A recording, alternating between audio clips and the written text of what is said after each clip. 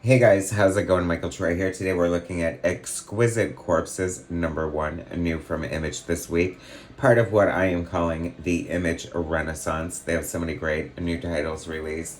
Just did Battle Beast, Blood and Thunder, um, Free Planet, and I feel like there are more coming.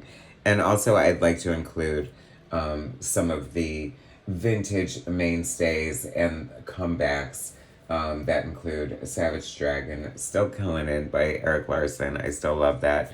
He just had his 275th issue not too long ago. Amazing.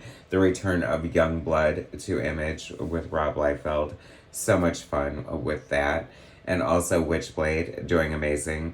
And also, I think The Darkness is poised to return as well. So, Image is on fire as usual. You know, I feel like Image has been hit the ground running with their debut back in the day, the Seven Founders, and they've had several incarnations. They've gone down more indie routes, and I feel like they're definitely at a happy medium. This is the sketch cover because I want to do some sketch covers, and I wish that Image had the real cover on the inside. Then I was thinking that would screw up kind of their setup with the credits and things like that. So maybe that's why. But then at least put it in the back on the inside. Put it somewhere. I want the cover art for my money. Nice thick cover stock here. Written by James Tiny Onion the Fourth. Loved his Blue Book series with Mike Avon Oeming. It's such a great series. So I knew we were in good hands on the writer front here. Art by Michael Walsh, a new artist for me, and perfectly suited for the tone and genre that we are looking at here. Colors by Jordi Belair, a name I am familiar with. Shoot, I cannot think of something that Jordi has colored, but I know it was something amazing because excellent colors by Jordi Belair. Um, and that rings true for this book as well. So I feel like if it's not like a genre, a lot of Image books have a great concept or seemingly like an elevator pitch. You know, certain people decry coming up with concepts just because you want to do a Netflix series, and you know, arguably a lot of comics do seem like they're a Netflix pitch. When you see season 1, issue 1, you know, you can't help but feel a little bit of that. That said, this is a Netflix show. I definitely want to see. The elevator pitch for me would be The Purge meets The Most Dangerous Game. So it's basically 13 families have ruled the country for 200 plus years, whatever. They've had these, you know, they're bored, they have too much money, they don't know what to do. So, to, you know, sort of make things interesting, they have this annual challenge where they each select, you know, a killer, a real dangerous person, and they select a location to have them hunt each other down. And the last man standing will get their freedom, get $100 million and a new lease on life. So that is the motivation for wanting to do it. And so we get to meet some of the families that are participating in this. We get to see the location being scouted. We get to meet, you know, some of the residents who live there. It's kind of weird that, you know, this would be happening. It feels very like, I don't know, Stephen King-y in a way.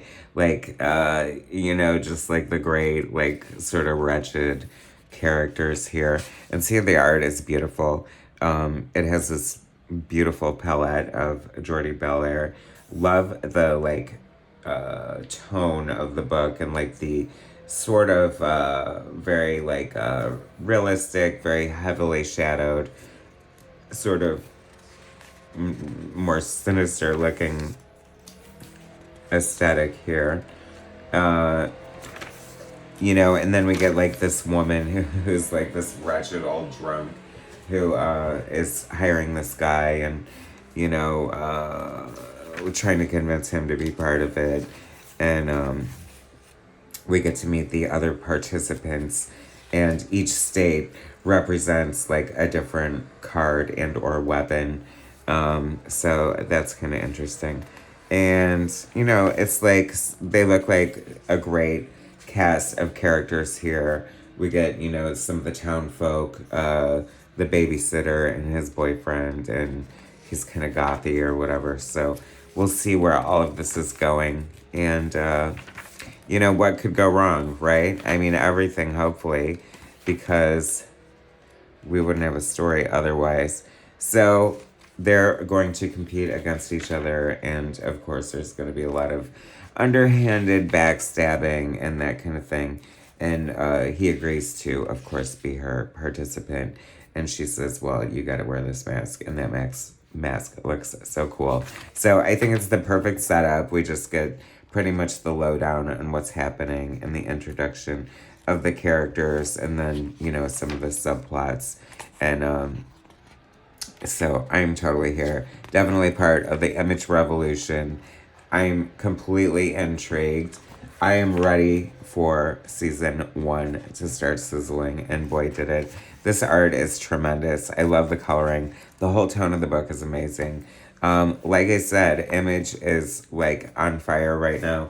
They've been releasing so many books. I love this emblem. That has to be James, a tiny onion. I mean, is it Tynion, and just because it's spelled like tiny onion, like that's the gag? Or is it pronounced tiny onion? I even asked Mike Avenove when I interviewed him, and he I don't know. Anyway, Tiny Onion Productions. I love that. That is so fun. That is so cool. It is a great follow-up to his Alien Blue Book stuff. And if you like that stuff like I did, you will definitely like this. Subscribe to my channel if you haven't already. Hit that like button, and I'll bring you more soon.